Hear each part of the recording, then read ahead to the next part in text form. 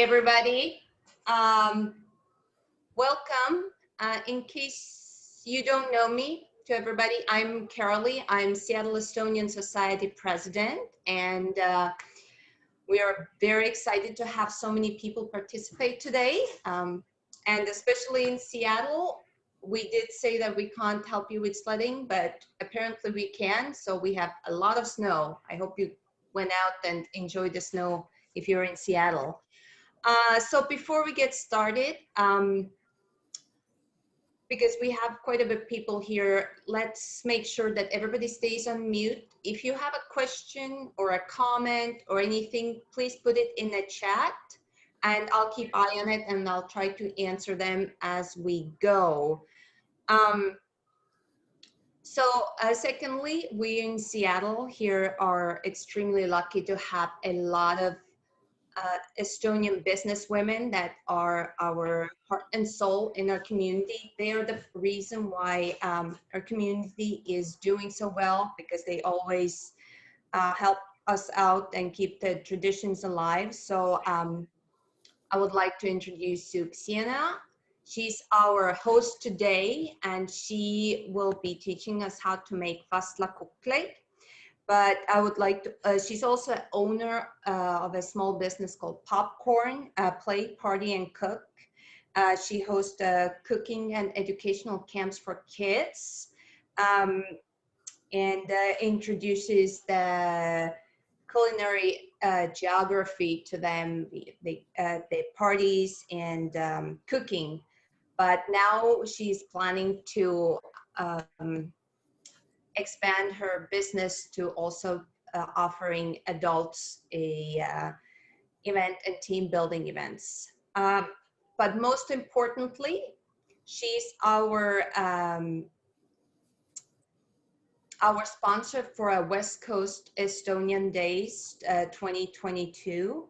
In case you don't know what it is, it's a Estonian festival, 3-day festival that will take place in Seattle. And if you think about Estonian party, that's pretty much it. We gather together, we'll be singing, we'll be dancing, we'll be do everything Estonian, eating, drinking, go to sauna, anything you can think of, we'll be doing that. So it will take place in Clearwater Hotel and Casino. And if you're interested, you're welcome to follow us on our Facebook page, which is West Coast Estonian Days, or go to our website, which is lep2021.org. As you can see, there's a difference in year, but as you can imagine why, we all know that. Also, Seattle Estonian Society will be offering a lot of community events online. So keep yourself posted, keep eye on our Facebook page, you might find some interesting events coming up. One of them is next Sunday, and that will be Estonian Independence Day. We have a West Coast Estonian choir singing. We're gonna talk about Estonian traditional saunas. After that, we'll be doing, next event will be a dance party and so forth. There's gonna be a lot of going on, so I hope you're gonna keep eye on it.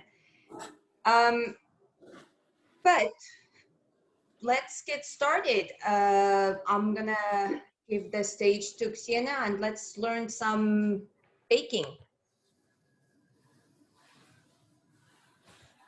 Hi, hello. And okay, I believe I need to pin my screen now. Otherwise,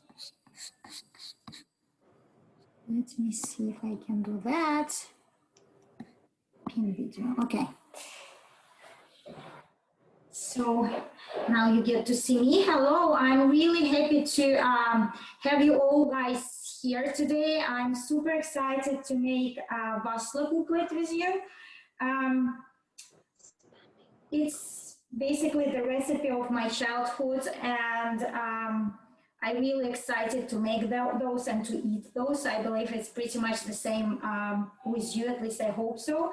And let's start with the recipe and with the ingredients. And for measuring the ingredients, you have two ways of doing it. So you can use the kitchen scale. I have this one, and it's kind of preferable just because most of the recipes the professional chefs use and go in grams. So you can use the kitchen scale, but if you don't have a kitchen scale, it's also fine because I did my work and I measured everything for you in cups and teaspoons. So let's get started. And since it's a sourdough, we need to start with yeast because yeast needs a little bit time to develop. So I got my ingredients already measured. Go ahead, get your spoons, cups, or your scales. And the first thing we measure is yeast, sugar, and milk. So for yeast, you can go ahead and use fresh yeast as we used to do back in Estonia and a lot of European countries using the fresh yeast. Here, dry yeast are more traditional. It's what most people use. And I'm using today the dry yeast too. Because I have for fresh yeast, it's 25 grams. For dry yeast, it's 12 grams or 1 tablespoon. Go ahead, take a small dish and please measure your yeast right here. 25 grams for fresh yeast, 12 grams for dry yeast, or 1 tablespoon, whatever works better for you. We are making a buns, Easter buns. Not the Easter buns, but lentil buns.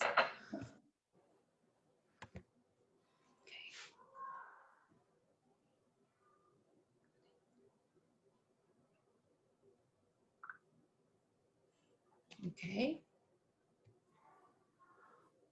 Okay, we got the awesome. Neat. One piece of recipe.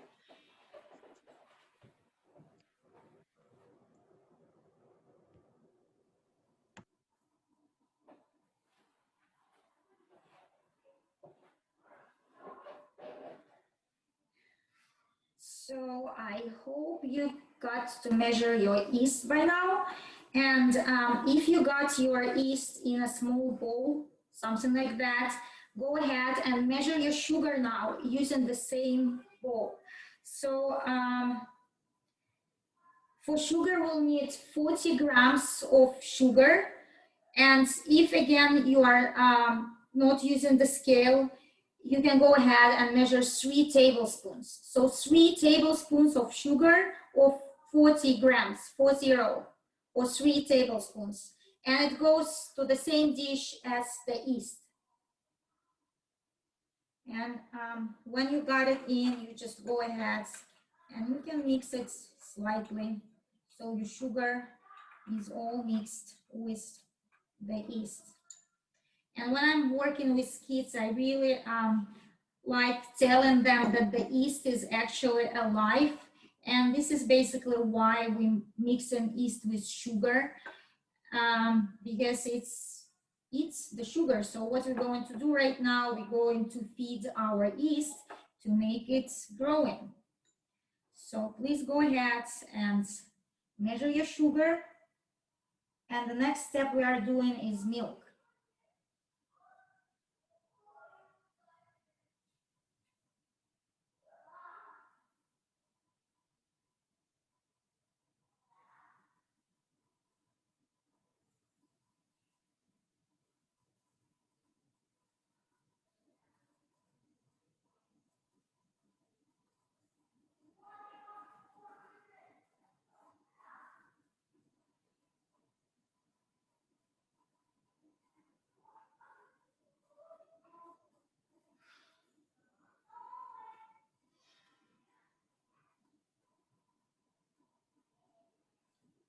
So hopefully by now, at least some of you done with yeast and sugar. Just to remind, we started with mixing yeast and sugar in the same bowl. And for yeast, we used 12 grams of dry yeast or 1 tablespoon. And for sugar, we used 40 grams or 3 tablespoons.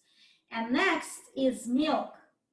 For milk, we are using 250 milliliters or exactly 1 cup, and we're going to warm it up slightly. It should be lukewarm, not too hot, because if your milk is too hot, it's going to kill the yeast. If it's too cold, it just takes more time for your yeast to develop.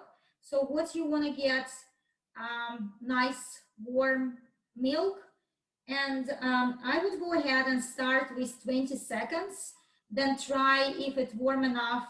And if it feels like not warm enough, I will give it another 10 seconds, but 30 seconds should be enough for sure. But it's better, of course, to let it warm again than to overwarm it, because then you'll need to cool it down. So please measure your milk, 240 milliliters or exactly 1 cup if you're using measuring cups. And yeah, and it's always better, since I'm going to microwave, and I believe most of you are going to microwave, make sure you're using the microwave safe dish, not the measuring cups made out of metal. So I go ahead and warm up my milk, starting with 20 seconds.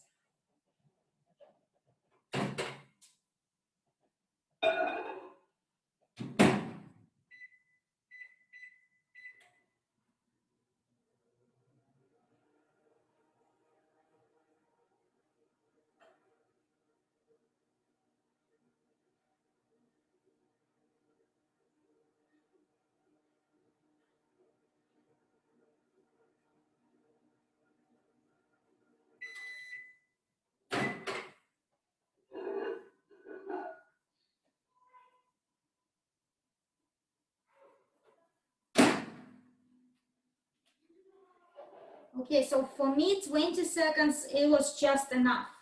So if you're using, by any chance, Pyrex glass measuring cups, 20 seconds, it's just perfect. And I will move my scale away. If you're done with these parts, what we're going to do next, we're going to add milk to our yeast and sugar to moisten it and to make sure it develops, because to develop, to grow, yeast needs sugar and some liquid, which is water in our case. So I will start adding it and mixing it well and just waiting a bit. And how you get to know if you're, so I'm not adding all the milk, I just added enough to kind of mix it to make it liquidish like that. I hope you can see. It looks like a,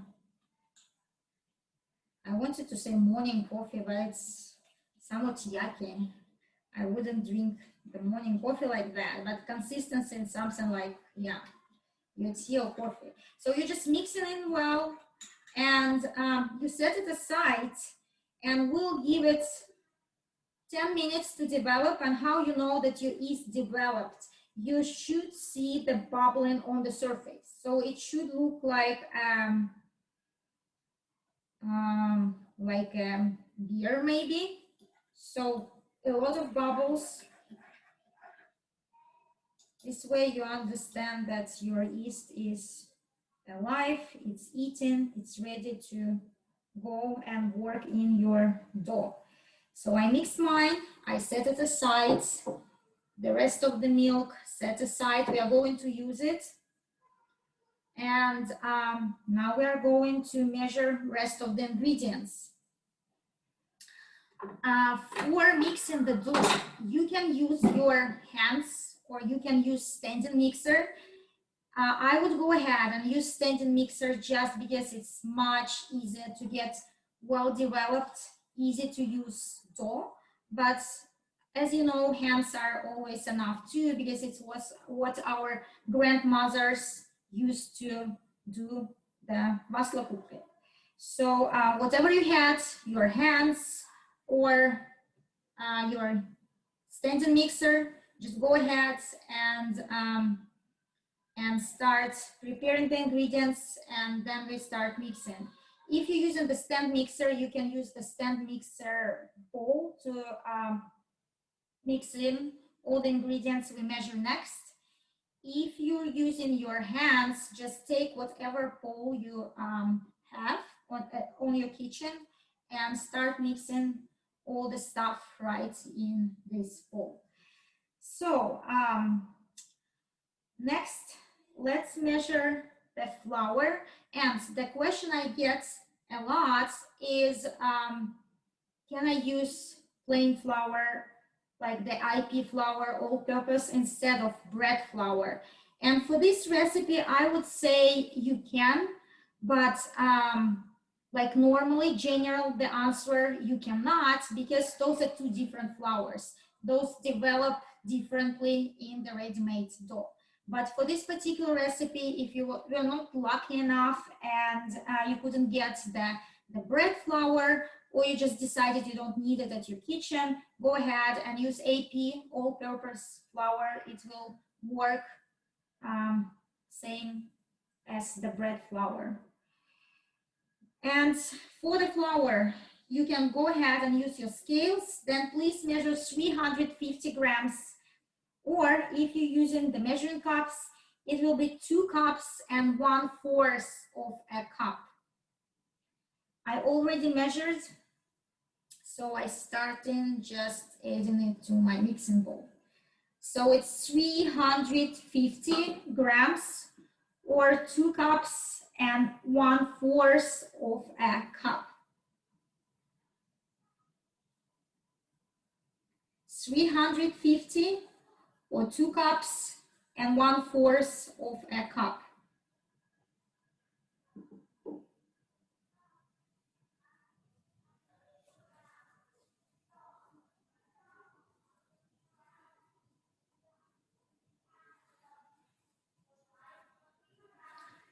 I'm waiting here for you, and I believe Carly mentioned in the beginning, should you have any questions, just go ahead and post them to the chat.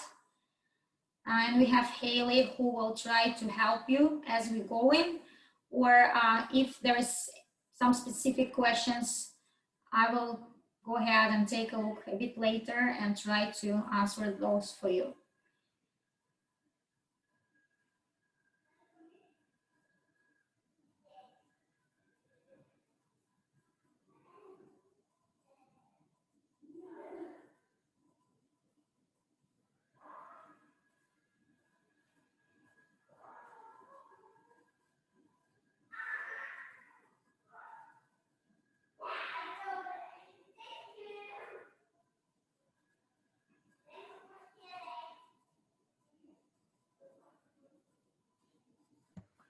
Well, we don't seem to have any questions right now. Perfect. Do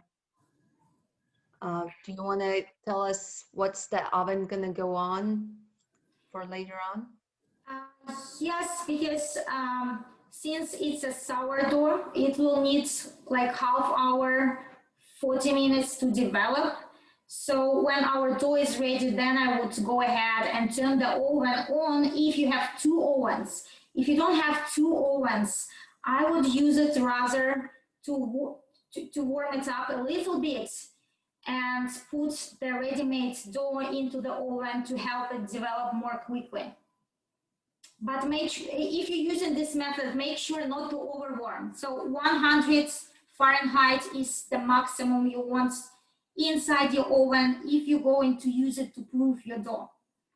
I've been there. I made a lot of bread making with ladies online, and sometimes people just forget. They stuck the dough in, they turn the oven on and walk away and come back to the melted balls and baked dough inside the balls. We don't want that. So it's up to you. If it's warm inside your house, you can proof it on the countertop. In Seattle, it's not so warm, so I'm going to use my oven to proof the dough, so I'm not turning it on right now. I will turn it a bit later and make sure it's maximum 100 Fahrenheit inside my oven. So hopefully by now everyone measured the flour. If you're done with the flour, the next is salt and baking powder and cardamom. So for cardamom, it's absolutely optional. Some people really don't like it because the smell is so strong. I do like it, and for me, this is the smell of Vastlakuklite. So it's totally up to you. You can use vanilla, for example, instead if you prefer vanilla, but I go ahead and use the cardamom. And I got it already all mixed in one small bowl. So I added 1/2 of teaspoon salt and 1 teaspoon of baking powder and 2 teaspoon of cardamom. You can add it straight to your flour in your mixing bowl. Just because I pre-measured my ingredients, I got it in a small bowl, and now I go ahead and just flip it in. Maybe another question that you might have is why we're using the baking powder if you're already using the yeast. And the answer is they are working in the dough differently. So we do need both for the nice developed and fluffy and soft buns. So please go ahead and use both. And once you got this one in, go grab your 1 egg and put it in the cup and just go ahead and mix it slightly with the fork. And then we'll be ready to add the milk, the eggs, and measure the butter. I will give you just another minute to mix in the salt, which is 1 teaspoon of salt, half a teaspoon of salt, 1 teaspoon of baking powder, and 2 teaspoons of cardamom, which is optional. If you don't like cardamom, please don't use it. You can use vanilla or maybe the cinnamon, whatever works for you. I like cardamom, I'm using cardamom in mine.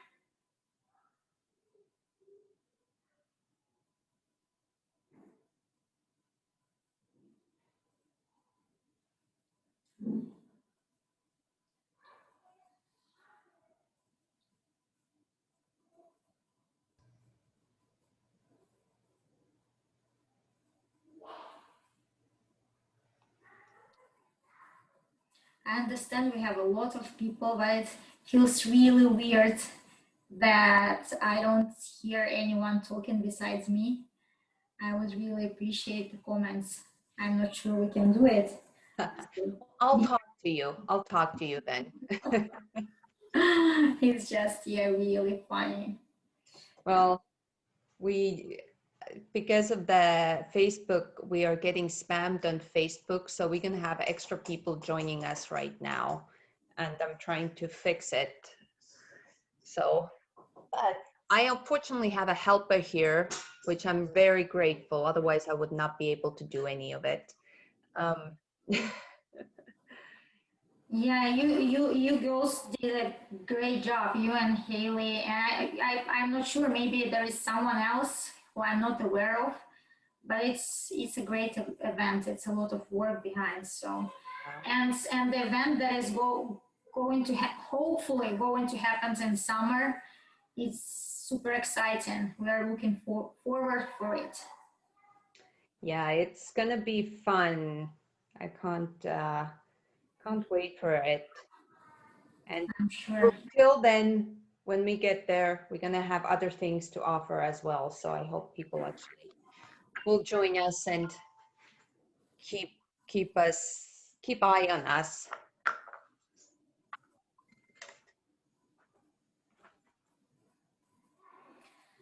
Okay, so I hope that by now you got measured your ingredients like flour, salt, cardamom, and baking powder. And the egg, if you had time to grab 1 egg out of the fridge and just go ahead and put it aside, the cup, the small bowl, or whatever you had, or whatever you have accessible, and then you can use just the fork to slightly beat it so the egg yolk and egg white get mixed together. Nothing fancy, just slightly beaten egg. And if you're done with this part, it's up to you. We can start adding everything to the bowl, or maybe I will keep it here so far. And next step, measure our butter. And measuring the butter is kind of fun. I did the same work as I did with the rest of the ingredients for you. So it's 80 grams or 6 spoons. But measuring butter in spoons is kind of challenge too. So here is the hint. I hope most of you know, but maybe if you don't, if you buy the local American butter in sticks, on the stick, on the cover of the stick, on the wrapper, it will say how many spoons you have in a stick. And you can use the wrapper to measure the 6 tablespoons and cut it right where it says 6 tablespoons. So go ahead and see what works better for you. Again, I use the kitchen scale just because I cook a lot. I have the scale and I love using it. If you don't have a kitchen scale, 6 tablespoons of butter, just take a look at your stick of the butter and find this mark on the wrapper that says 6 tablespoons and cut right there.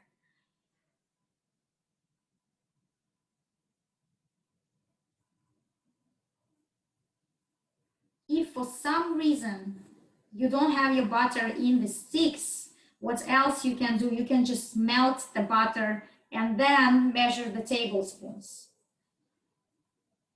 It's also possible. So whatever is easier for you, whatever is accessible, just go ahead and measure it.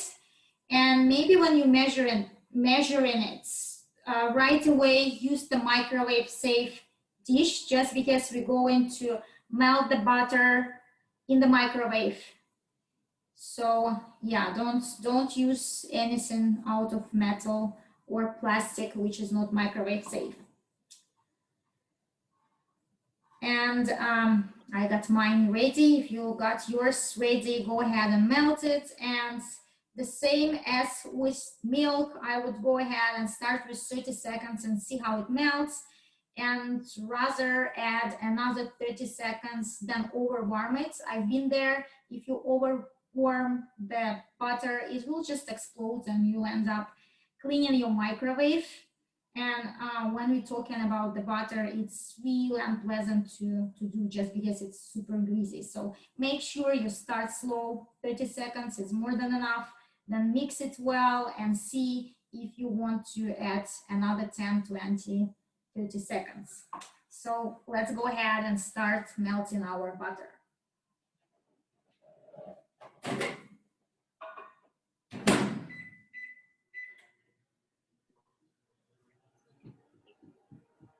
Sorry, I have a question.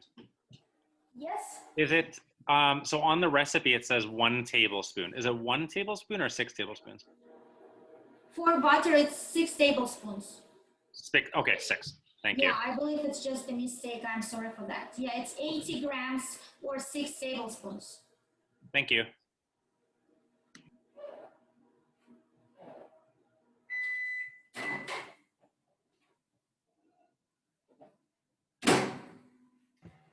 So It sounded too healthy. 1 tablespoon? Yeah. You know, it's all about carbs. Since butter is no carbs, let's, yeah, at least leave it kind of healthy, you know. So for my butter and my microwave, 30 seconds was enough. Again, we're all using different microwaves too, right? For me, 30 seconds were just enough. I mixed it a little bit with my fork and it's beautifully melted. And now I will take a look at my yeast. it develops, but it doesn't look still too good to me. I will let it stay just for a little bit more and wait for you to measure rest of your ingredients.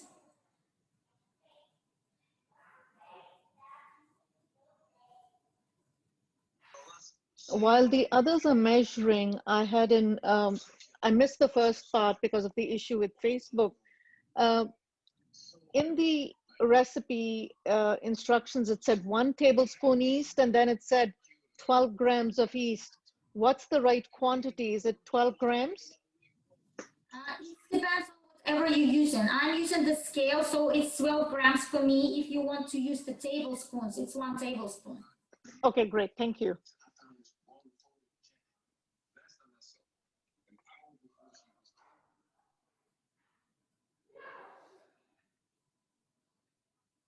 So again, we try to put the recipe in both in grams and tablespoons and cups, just for the people who doesn't have scale at their house.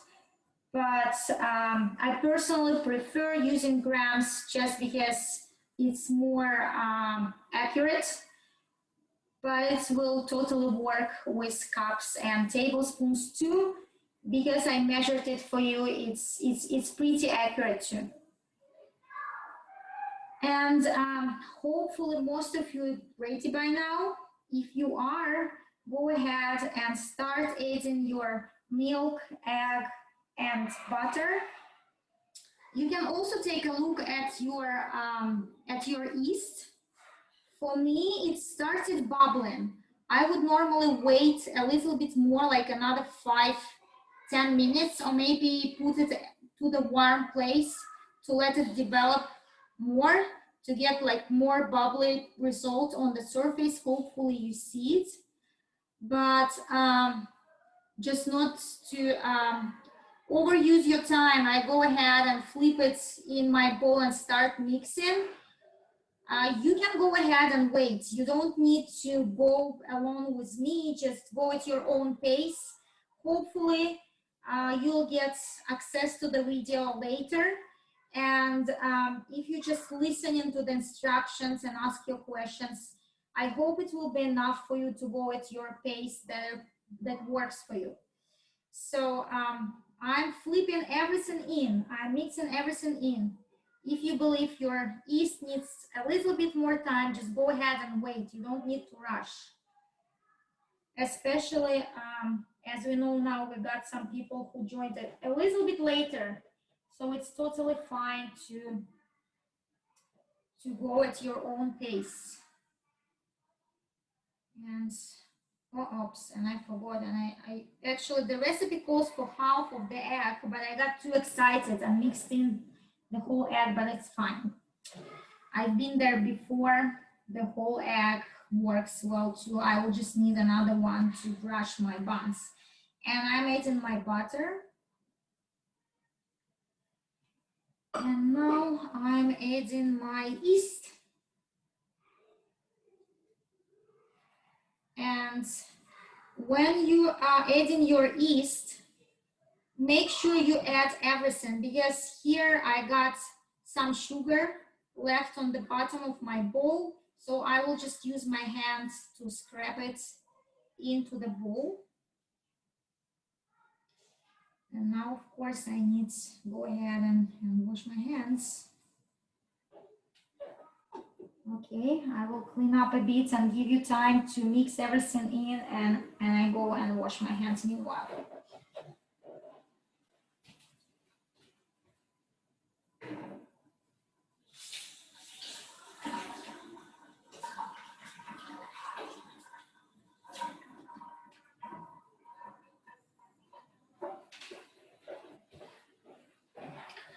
While we are waiting, maybe I will go ahead and just repeat everything we did for the people who joined in later. So we started with the yeast just because I believe most of us using dry yeast, and dry yeast needs some time to develop. And to let it develop, you mix yeast with the sugar, and you add lukewarm milk to the yeast and sugar. This ensures the yeast feeds itself with this sugary milk and starts growing and developing. Cold milk is not good just because it will take way too much time for yeast to develop. Too hot milk is not good because it's gonna kill the yeast. So just make sure you use slightly warm milk and mix it together, set it aside. And next step, we're measuring the rest of our ingredients. We melt butter, we slightly beat the egg, and we're adding everything to the mixing bowl. And for mixing the ingredients together to make a dough, you can use either your hands or stand mixer. I'm going to use stand mixer. And the tip for the stand mixer. First of all, you need a dough hook. It's, I would say it's impossible to do it with whisk or pedal attachment. So if you don't have a hook, then still use your hands. If you have dough hook, use that. And we start slowly to mix in the ingredients. You might want to turn it off at some point and make sure you mixed in all the flour. If you don't, use your hands again to scrape the sides of the bowl. And then you go ahead and turn the maximum speed. The mixer will be jumping on the surface. It's fine. If you got the good mixer, you're not gonna kill it. If some of you are making bread, you basically seen it before, so mixer goes crazy, but I mean, this is life. If you want a well-developed dough, we need to mix it in till it starts getting off the sides of the bowl, and it will take quite long. It will take like 5 minutes. This is why I will go ahead and mute myself when I start mixing, just because it will be crazy loud. So make sure your mixer is on the good surface, and maybe use your hands to kind of hold it on place, not to let jump it around the kitchen. And you can't over mix it. Go ahead and really make it 5 minutes. First, low speeds to mix in all the ingredients, and when you're sure you got all the ingredients mixed in, then go full speeds and mix it really well. It really needs to get off the sides of the bowl. Same rules with the hands. Just make sure you get really elastic, well-developed dough. It just can take a little bit more time if you do it with your hands than using the stand mixer.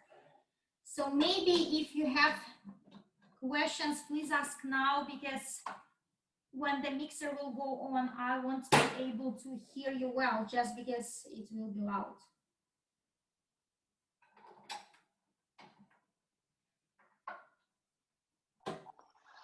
Quick question. The flour, it says 300 to 400 grams. Do you measure the 300 first and add the rest as needed, or how much flour do you put in? So the original recipe says that you add, you put the liquid ingredients first, and then you start adding the flour and just look at the consistency. What I did, I measured 350, just right kind of in the middle. And I tried this recipe before several times. 350 worked for me well.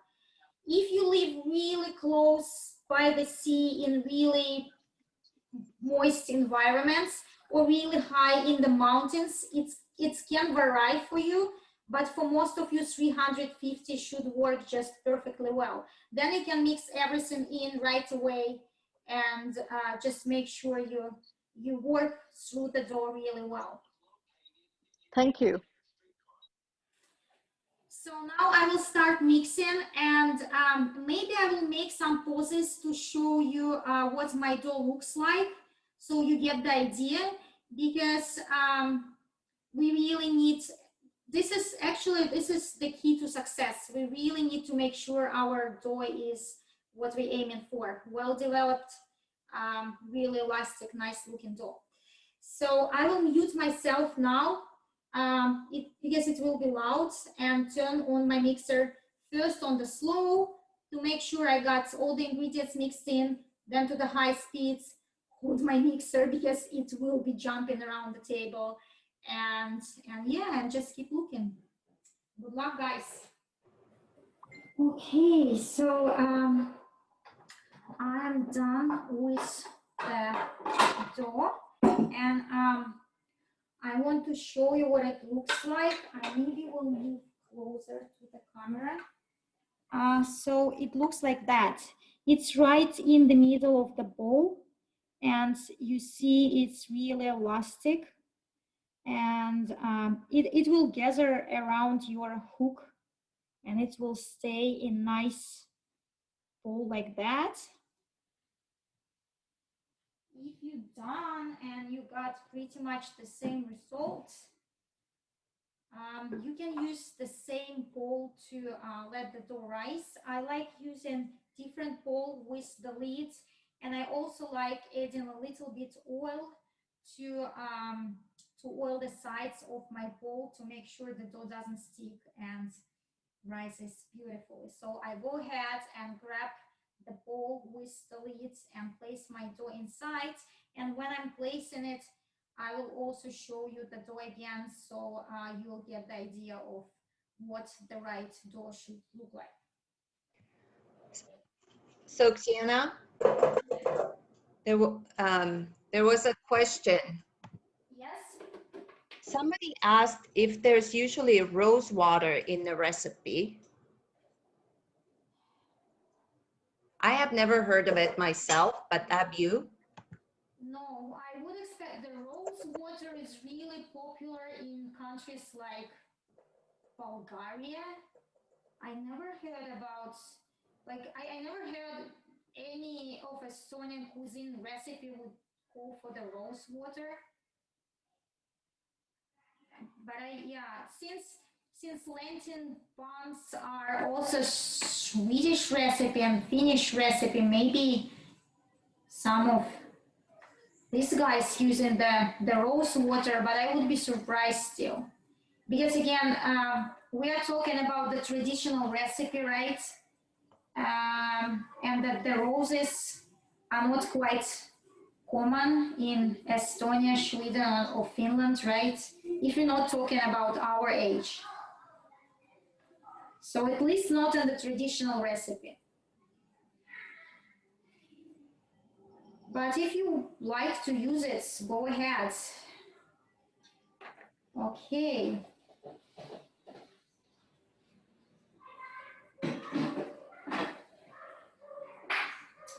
I will add a little bit of oil to my bowl. It's not necessary, it's up to you. I like doing it with the sourdough just because it's easier to wash the bowl when you're done. And the dough doesn't stick to the sides. And now I go ahead and show you the dough. It's really easy to get off the bowl if it developed right. It doesn't stick this much, and it's really, see, I can play with it in my hands. It's really elastic. So this is the result you want to get. You can pull it and fold it, and it stays beautiful. So I place it on the bottom of my bowl, and I go in to cover it with the plastic lid. And as we discussed before, this is the point where you can use your oven if you live in a colder climate like we do in Seattle, especially right now when it's snowing. Just turn your oven on and wait when it shows maximum of 100 degrees Fahrenheit, not more, and put your covered with the plastic wrap or lid dough inside, and then we'll just let it rise for another 30-40 minutes. Actually, I made 2 portions of dough, so you don't need to wait for me for too long. And I got one that is already proofed, but I believe your dough needs more time. So how about I go ahead and show you what our next steps are, and you just wait for your dough to proof.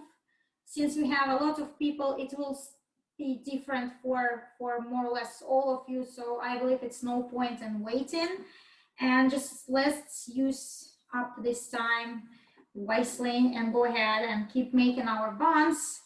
And also, if you still have some questions, go ahead and ask. And by the way, there was a couple good questions that I wanted to answer here. So a lot of ovens, if you turn it on, go only to 170. So you can't put your oven at 100. As I mentioned before, it's okay. You can pick whatever setting and just wait till the temperature rises to 100 and turn it off. Or another life hack, you just turn the oven light on and it will be ideal for dough proofing. So now I will go ahead and show you the proofed dough. It's doubled in size. It's got this beautiful kind of roundish shape on top. And now we are going to shape our buns. And it's another important step because if you want to make them really round, looking like Vastlakuklite, you really need to shape them right. And if some of you are experienced in bread making, you might know how it goes. If you're not, I will show you just in a second. So you take your dough out. Oh my God, it feels so nice. We'll get around 12 buns. I did it before. It's what I ended up with. And I'm using the dough cutter, or it's also called the icing spatula for the cake, but you can use knife or just whip the pieces of the dough. I would prefer using knife if you don't have this one, but this guy is really helpful. I just go ahead and cut it in half. And one more time in half. So what I'm trying to make now, I'm trying to make nice dough pieces that I'm going to work with. And now each part in 3 pieces. They will rise in the oven. So if you don't want them to be huge, this 12 is a benchmark. I would aim for 12. Okay. And when, as you work in, please flour a bit your working surface. Also, I feel the dough is really nice. It doesn't stick to the surface more or less at all, but it's always nice to flour it just a little bit. So now is the fun part, how we make it round, how we make it look like an actual vastlakukleid. You take the piece of the dough, try not to overwork it. So now when it's all proofed, we don't want to overwork the dough and get all the air bubbles out. So be gentle with it now. Just flatten it a little bit, put it on the surface. And I will be repeating it like 12 times, so no rush. You take the sides, you just pull it gently, and you stick it to the middle like that. Everything goes to the middle, and you make a small, I don't know, it looks like a Chinese bun, probably, maybe. And now you flip it over. You flip it over, and you use the sides of your hand to shape it. You kind of do this motion around your bun. So you go ahead and gently kind of pull it up and shape it as you go. Like that. And now it's beautiful, round. You can slide it a little bit on the surface to make sure you got this place where you were clipping it together. The clipping place, worked it in. So it's really round and nice, like that. And when you're done with this part, I will just show it to you. Closer to the camera, so it's round, beautiful. And now I will set it to my tray. And now it's the right time, by the way, to turn the oven on. When you start shaping your buns, please turn the oven on. And the temperature is 395 degrees Fahrenheit. You can go for 400, but 395 is what I got when I translated 200 Celsius into the Fahrenheit, and it worked for me perfectly well. So I'm going ahead and turning my oven on.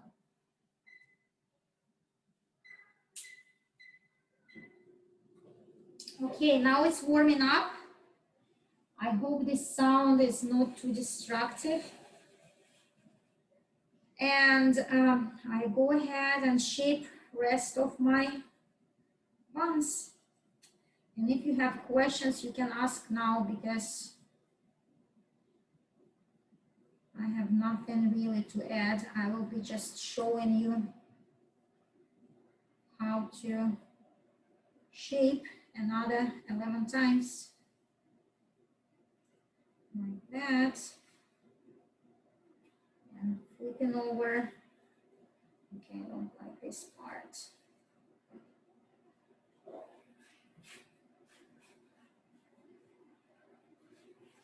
Interesting how many of you making their own bread at home, especially rye.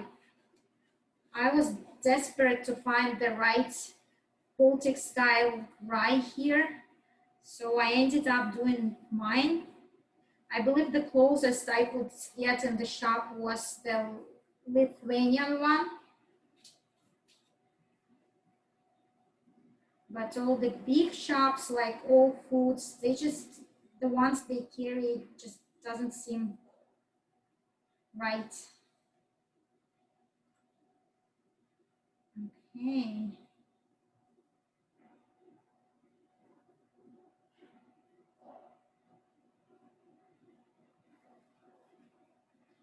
Flipping it over.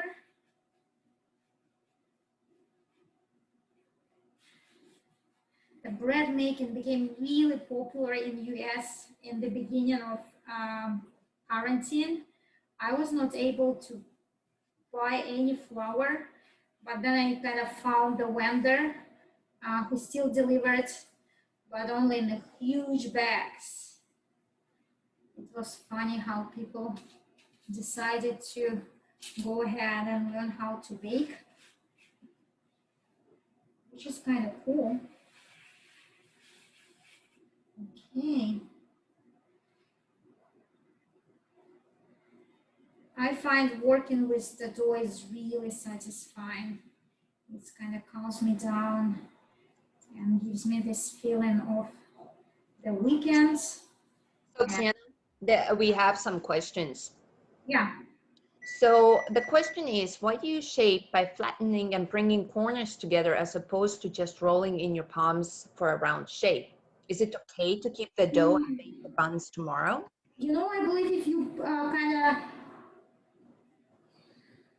of working it in your hands, you will work it over.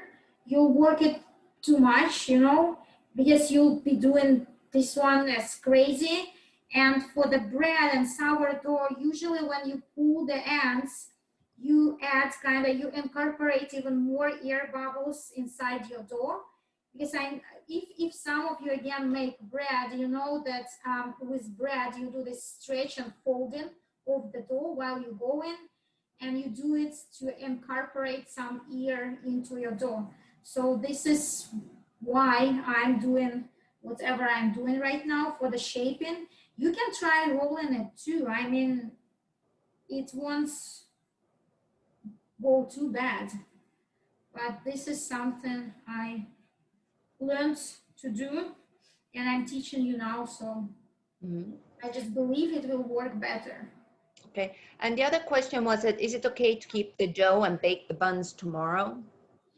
If you want to do that, when your dough almost doubled in size, put it into the fridge. Why almost? Because even if you stuck it into the fridge for some time till it cools down, it will still keep developing. So if you wait for it to double in size and then put into the fridge, it will overdevelop. It will be sour and might end up not raising in the oven. So when it's almost doubled in size, just stick it into the refrigerator, not the freezer, just the refrigerator, and then you can bake it tomorrow. Take it out the fridge tomorrow, like half hour before maybe, and yeah, just let it warm up. Actually, it's even easier.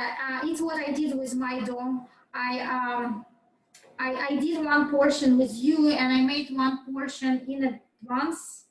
And when it's got almost proofed, I put it into the fridge, and now it's much easier to shape actually. Do we have any other questions?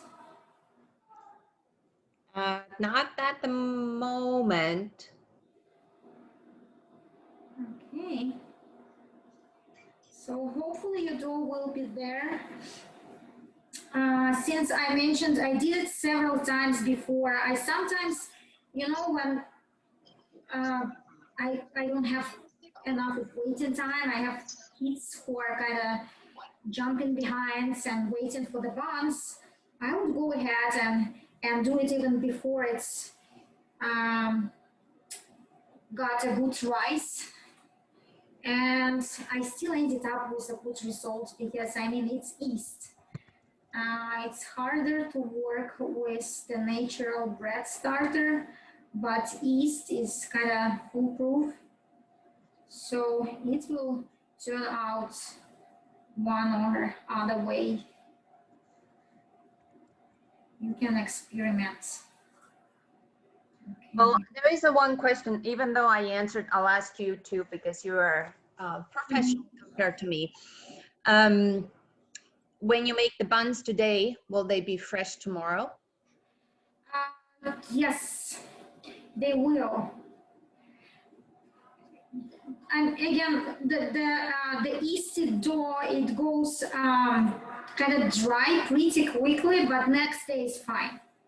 So a couple days is fine. I would say the third day is not this good anymore.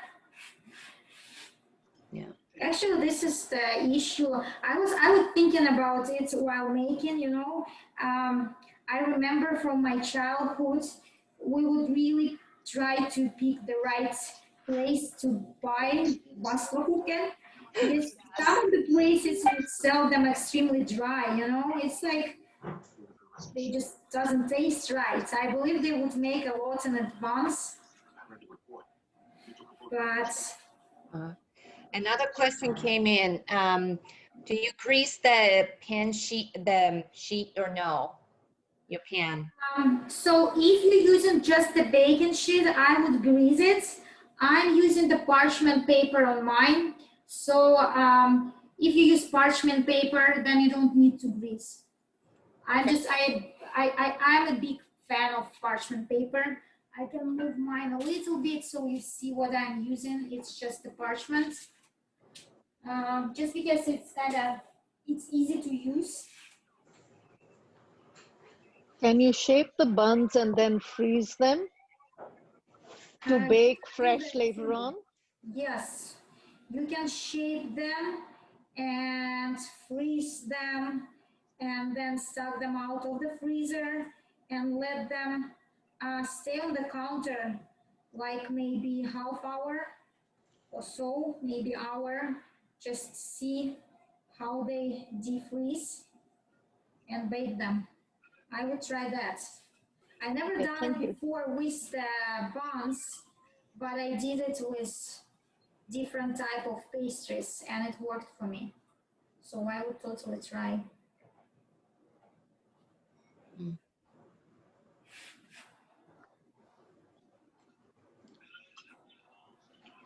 And how long are they going to cook in the oven? Fairly quickly, like 10, 15 minutes, 18. It depends on the oven. Okay. I mean, because all our ovens are different. But yeah, for me, it was around 15 minutes. I like that. Oh, and there were questions about the fillings.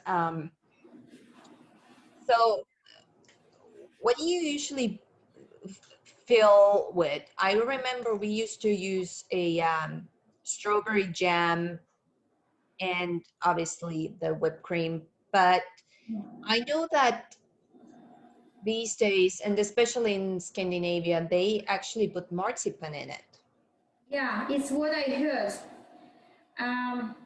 They do put marzipan, but I never experienced it myself. For me, it's either, as you mentioned, I'm using strawberry jam today, or I believe pohlamos. Oh, yeah, I love it. What is, it's like the cranberry jam, right? Jõhvikamos. Yeah, jõhvikamos on see. It's delicious. Yeah, pohlo, jivik, I'm not sure anymore. But some of those, and then the whipped cream, yeah. But I heard about the marzipan. It's not something I ever tried myself. Oh. So there's been a confusion. Oh, so another question, when you put it in the oven, do you put it in the center rack or top? Center, always center. Oh, center. I mean, if you're using the top rack, it will just mean that you burn the top and undercook the bottom, and the same if you use the bottom rack. Ah, okay.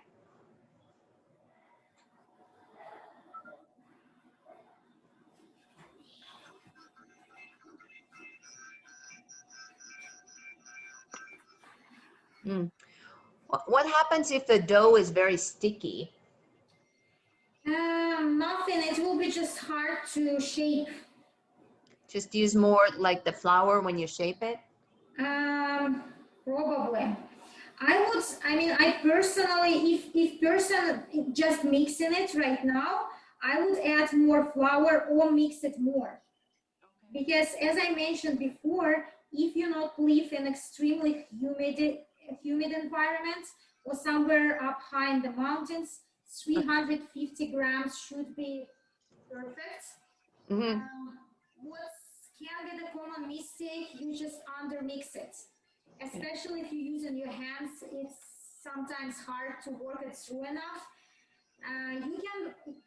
You can add more flour, but if you add too much, it will just cause the more dry bun. Yeah. So can you make it gluten-free, the buns? I never tried. I can try it because you know, Carla, right? I'm really into gluten-free recently, not because of the gluten, but because of the, carbs. It's really popular now. Yeah. And I like trying new stuff. I have a really good recipe of gluten-free bread, which comes out wonderful. I believe you could try doing the same with the buns. The difference question, yeah, it's easier to shape actually. The gluten-free dough is super easy to shape. It's like, oh my God, it's nothing compared to the white flour sourdough. If someone wants, I'm happy to share the bread recipe, and you can try playing it around and doing something like buns. So I guess people are getting way ahead of us, asking already, how do you know the buns are ready? Do you stick the thing in it? No, when they kind of golden brown, they are ready. I wouldn't stick anything. I mean, you can try, but when you take them out of the oven, they will be a little bit moist inside. It's what happens to sourdough. This is why you need to make sure they cool down before you start taking the middle part out and filling them in. So I wouldn't use the stick. If you really hesitant, Yeah. you can use kitchen thermometer. But normally, if they are golden brown, just take them out. So Oh, there was a ask for a gluten-free recipe. Well, so just for everybody, actually, we will post the recipe and how to make it, and we can add the gluten-free recipe to it as well. We'll post it later on because we'll post the video as well. Yeah, but just to remind that I have the gluten-free bread recipe. I never tried it with the buns. I believe you'll need to play it around a little bit just because you'll get like more bread-like crust. And on the buns, you want it to be more soft, but you can try. And I will give the advice on the book who are into gluten-free baking. There is an amazing book with amazing recipes. So I will go ahead, wash my hands, and put my buns into the oven. And yeah, meet you back in 15 minutes, or we can discuss questions and feelings. So are you gonna brush them with the egg? Yes. I almost forgot. Yes.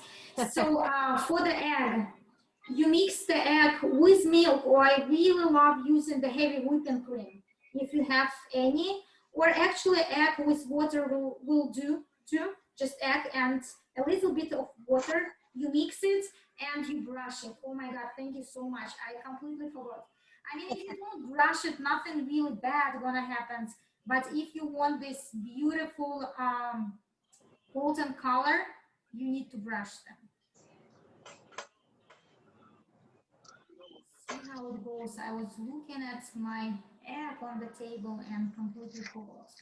So I'm brushing. If you don't have the brush, you can use just a piece of kitchen towel or your hands. This is what my grandma did. She would just go ahead and put your hands into the egg mixture and brush the buns.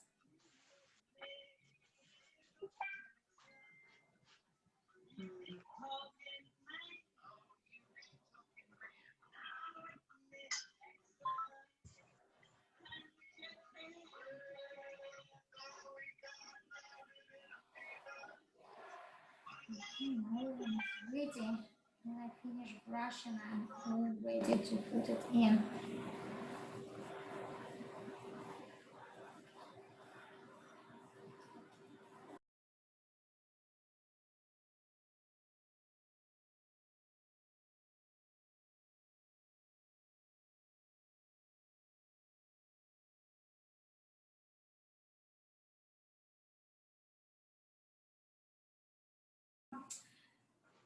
First of all, when your buns are ready, let them completely cool down. If you're in a hurry, what you can do, you can stock them into the refrigerator. I mean, it's not advisable. It's always better to let them cool down on the counter. But if there is an emergency, you can do that. Or if you're in Seattle right now, just put them on the porch. It's full of snow, so it will do too. And yeah, and then what you do when it's cooled down, you cut off the top part and you need to take the middle out. So I'm going to use this guy. It's the special tool to take the middle of pastry out. You can also use, if you have this for the fruits, you know, they have the same tool to take the middle of the fruits out. It will do too, or just a teaspoon. You can scoop it gently with the teaspoon, the middle of the bun, keeping the top parts that you sliced off. And then, as we discussed before, you can use, basically you can use any jam of your choice. We try to recap what we had in our childhood, and we remembered about the cranberry jam and the strawberry. It's what I'm going to use, and whipped cream on top, of course. And since some of my kids don't like jam, for some buns I'm going to use jam and whipped cream, and for some I'm going to use just the whipped cream. And yeah, and to make it easier to get the filling inside the bun, when you scoop the middle part out, You can use either the pastry bags if you're fancy enough and you have pastry bags at your house, or you can use just the Ziplocs. Just a simple Ziploc will do. And I like showing how to get the filling inside the Ziploc without too much of a mess. So you take the glass, just a tall glass like that, you take your Ziploc, you kind of tuck it inside and put the ends around your cup, and it will make it really easy to put stuff inside, like the jam or whipped cream. And if you really fancy and want to make it right, you can also get it's called star tip, the pastry bag star tip, to pipe out your whipped cream. I will show you in a second. I got it ready. So this is my whipped cream, and this is something called the star tip. And I have a really huge one here. You can compare it to my fingers. There is a small ones. You basically can use hose or just the Ziploc again if you don't want to go too fancy. I will use the same cup. I will just flip it over. So with the star tip, you always start in the middle when you're piping out, and you need to make sure your pastry bag is stable, right? It's not kind of wiggling in your hands. So it's better to put less whipped cream in the bag, then it's easier to pipe. And you might want to use both of your hands. I do it a lot, so I can put more and use one hand, but it's okay to use two. And you always start in the middle. You pipe a little bit in the center, and then you do kind of swirl, and it looks like a rose. And then you do the top part. You do the same again, and you kind of finish it like that. And here you go, you will get something like that. And when you top it with this cut-off tip, it will look exactly as on the pictures. Not Here on my buns, look good. I will give them a couple more minutes. You know, maybe what I will do, I will take one out. Let us see. Let us see. Yeah, just show it to you, and I will stock it to the refrigerator to cool it down a bit. Ooh, that looks delicious. Yeah, it's a little bit, I got this crack on the bottom. I believe it was a little bit underproofed. This is why, but it's not this bad at all. Yeah. So I will put it into the refrigerator to help it cool down more quickly, so I can show you the process of taking the middle part out and filling on the bun. Yeah, it's still really warm, but whatsoever, I will still go ahead and cut it and show you what to do, so you don't need to wait. And I'm using the bread knife because it's really gentle. Okay, I'm just cutting the top part off, and maybe it's good to show the middle. I a little bit smooshed it because it didn't cool out properly. When it cools down properly and you cut it, the risk of smooshing is smaller, but it still looks nice to me. So I cut it, and now I'm using this guy to take the middle part out. Again, you can use just your spoon, just go gently. Maybe you know what, I will use the spoon because I believe most of the people will end up using the spoons. So for the spoon, you just start kind of going from the sides, scooping it out gently. Because again, if you're being too harsh, you will just kind of smoosh the bread. So take it out. Okay.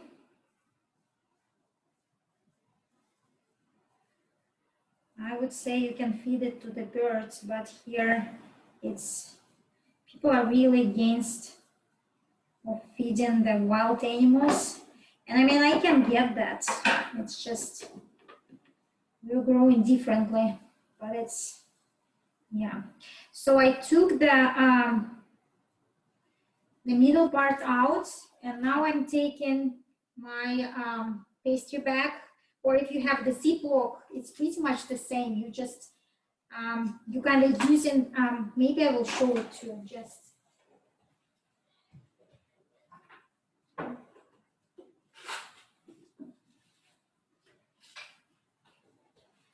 So for the Ziploc, you'll take the cup, you'll take your Ziploc and you'll use only one part of the Ziploc. So you'll go ahead, open it, put it down like that, and turn out the sides and put your jam inside, and then take it out so it looks like that, and just close it and use it as a pastry bag and cut down the tip. But since I have the pastry bags, I'm using those, and I'm cutting the tip. And now I'm piping my jam. I'm piping just to the top. You can pipe less. It's kind of worked for me to pipe. Okay, I need to. That's really good strawberry jam. It's got the berry pieces inside, which doesn't go through the. Okay. So I piped it in. Looks like that. And now I'm piping my. And you can see I piped this guy long ago, right? And it just stays beautifully. The whipped cream without anything added to it. And like that. And now I'm taking the upper part and just put it on top like that. And here you go. Just as on the picture. That's delicious. That's delicious. So here you go. And I believe I need to take the rest of my buns out.